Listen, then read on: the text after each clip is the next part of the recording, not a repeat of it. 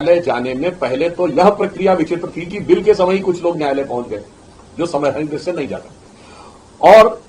कोई संबंधित व्यक्ति या संबंधित संस्था जाती है, परंतु यहां समाचार पत्रों में आ रहा है कि अमुक राजनीतिक दल के लोग जा रहे हैं और दूसरे राजनीतिक दल के लोग जा रहे हैं। इससे दो बातें स्पष्ट होती हैं। पहली बात यह कि माननीय उच्चतम न्यायालय की न्यायिक प्रक्रिया में राजनीतिक दृष्टि से किसी भी चीज को रखना न्यायालय की गरिमा के अनुरूप नहीं है। पहली बात ये साफ यानी साफ दिखाई पड़ रहा है कि इनके मध्य एक राजनीतिक प्रतिस्पर्धा का स्वरूप है। दूसरा, यदि ये सारे दल अलग अलग राजनीतिक दलों के प्रतिनिधि के रूप में न्यायालय में जा रहे हैं, इससे यह भी साफ हो गया कि इनका एक दूसरे के ऊपर कोई विश्वास नहीं है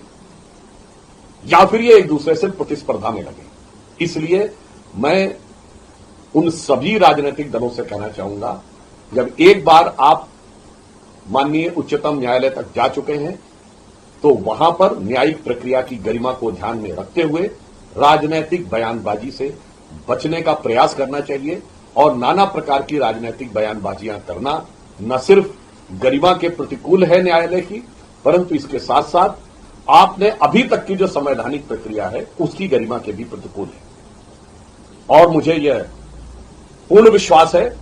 कि जिस प्रकार समस्त संवैधानिक प्रक्रियाओं को पूर्ण करते हुए हमारी सरकार ने निर्णय लिया है, तो हमें आश्वस्त हैं हम कि न्यायालय का निर्णय हमारे पक्ष में आएगा, परंतु विपक्षी दलों को भी प्रक्रिया का सम्मान करते हुए बयान देने से बचना चाहिए। सर, महबूबा मुफ्ती ने भी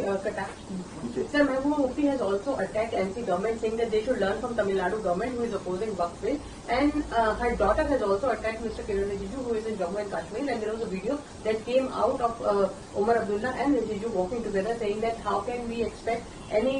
thing for Muslims from the chief minister when he is welcoming the minister who has introduced Waqf Bill. How do you react to that? Again, I would like to re-emphasize, once the Waqf law has been passed after due process which is constitutionally established, but those state governments which are opposing, whether it is Tamil Nadu government or the Jammu Kashmir government, it clearly shows that they are having utter contempt for constitution, because as per constitution, no state government can oppose any law passed by the Parliament of India. And the type of scenes which has been witnessed in Jammu Kashmir Assembly, if they are tearing apart, it means these are the people under whose hand the constitution is in danger. Because if a state assembly is trying to tear apart the law passed by the union government and the Parliament of India, I think this is utter disrespect to the constitution. And moreover, when these people have approached the Honorable Supreme Court, they are not having even patience or respect for Supreme Court to give their verdict. And still they are doing these type of statements and reaction. This shows ये संविधान को जेब में ही रखते हैं।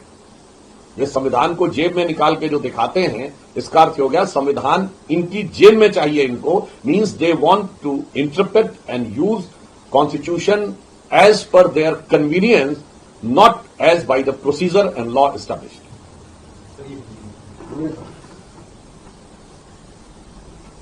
जैसा कि हम पहले कह चुके हैं कि अन्य राजनीतिक दल और विशेषकर जो राज्य, चाहे तमिलनाडु या जम्मू कश्मीर,